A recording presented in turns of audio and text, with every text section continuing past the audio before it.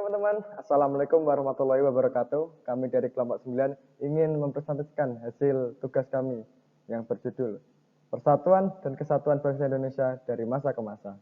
Pak Lambang selaku pemateri.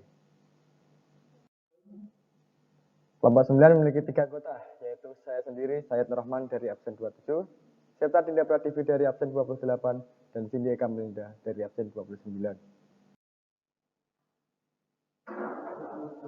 Set.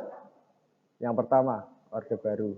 11 Maret 1966 sampai 21 Mei 1998.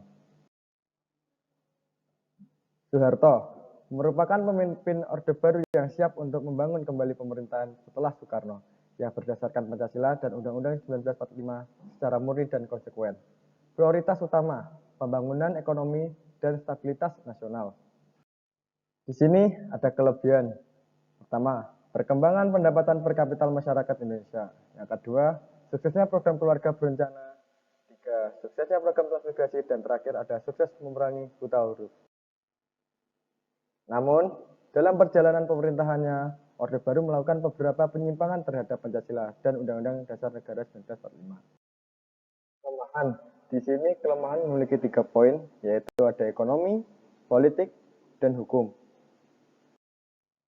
Bidang ekonomi, terjadinya praktik monopoli ekonomi yang berakibat fatal, yakni terjadi jurang pemisah antara pusat dan daerah. Pada masa itu, pembangunan ekonomi masih dilandasi oleh tekad untuk kepentingan individu. Bidang politik, lembaga eksekutif kedudukannya lebih dominan dibandingkan dengan lembaga legislatif. Dari berbagai keputusan yang disosialisasikan masih dengan sistem komando, yang artinya tidak ada kebebasan untuk mengkritik jalannya pemerintahan. Hal tersebut dapat merugikan perekonomian dan kekurangnya kepercayaan masyarakat. Bidang hukum, adanya kesempatan untuk praktik KKN dalam pemerintahan. Supremasi hukum tidak dapat ditegakkan karena banyaknya oknum penegak hukum yang cenderung memihak pada penguasa dan konglomerat sesuai kepentingan. Penyimpangan yang terjadi mengakibatkan negara Indonesia terjerembab pada suatu keadaan krisis multidimensional. Kondisi yang mencemaskan ini telah mengakibatkan gerakan reformasi, menumbangkan rezim otoriter. Maka, pada tanggal 21 Mei 1998, Presiden Soeharto menyatakan mengundurkan diri. Nomor 2, ada reformasi. 21 Mei 1998 sampai sekarang. Skop reformasi. Memasuki masa reformasi, bangsa Indonesia bertekad untuk menciptakan sistem pemerintahan yang demokratis, sehingga penting untuk menyusun pemerintahan yang konstitusional atau berdasarkan konstitusi. Pemerintah konstitusional memiliki 2 ciri, yaitu adanya pembatasan kekuasaan pemerintahan atau eksekutif. Yang kedua, ada jaminan atas hak asasi manusia dan hak warga negara. Dalam hal itu, bangsa Indonesia melakukan perubahan atau amandemen UUD 1945 menjadi konstitusi yang bersifat nasional. Perubahan UUD 1945 memiliki 2 poin, yaitu A.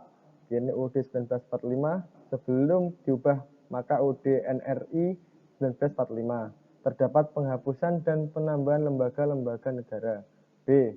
Amandemen atas UUD 1945 telah dilakukan 4 kali oleh MPR, yakni pada tahun 1999, tahun 2000, 2001, dan 2002.